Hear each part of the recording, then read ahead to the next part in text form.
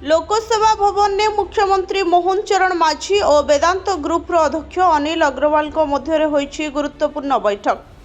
ओडिशा रे वेदांत पक्षरु करा जाउथुबा 1 लाख कोटी टंकारु अधिक पुंजीनिवेश थिबा विभिन्न प्रकल्पर अग्रगति एवं ठीक समय रे कार्यकारी करबा नै एही आलोचना होईछि।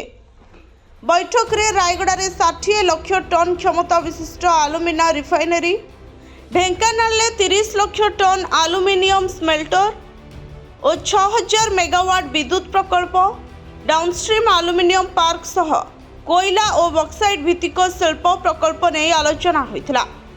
सरकारी सूचना अनुसार ढेंकानाल ले स्मेल्टर और पावर प्लांट एवं रायगड़ा रे रिफाइनरी पई जमी आवंटन प्रक्रिया सरिछे।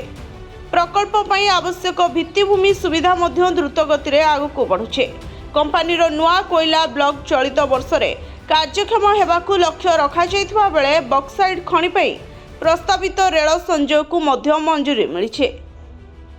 बैठक रे मुख्यमंत्री कहिसेंते वेदांतर एही पुंजीनिवेश ओडिशार युवपीढ़ी पई व्यापक नियुक्ति सुजोग सृष्टि करिवो। प्रकल्प गुड़िकर अग्रगति प्रति 15 दिन रे थरे समीक्षा करा जाय निर्धारित समय मध्य काम शेष कराजिवो बोली से कहिसेंते। सेहीपरि 2036 सुधा ओडिशा को $500 बिलियन अर्थनीति रे परिणत करिबारे एही समस्त प्रकल्प बड़ भूमिका नेबो बोली मुख्यमंत्री मत प्रकाश करिसेंते।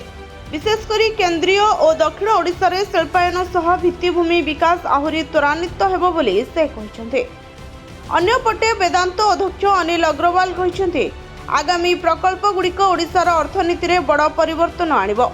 यह लक्ष लक्ष नियुक्ति सृष्टि करबा सह स्थानीय शिल्प और एमएसएमई क्षेत्र को मध्य शक्तिशाली करिबो। एही बैठक रे शिल्प विभाग एसीएस हेमंत शर्मा, शाश्वत मिश्र, डॉक्टर अरविंद पाढ़ी और वेदांत ग्रुप वरिष्ठ अधिकारी माने उपस्थित थिले। Bureau report, Odisha fast.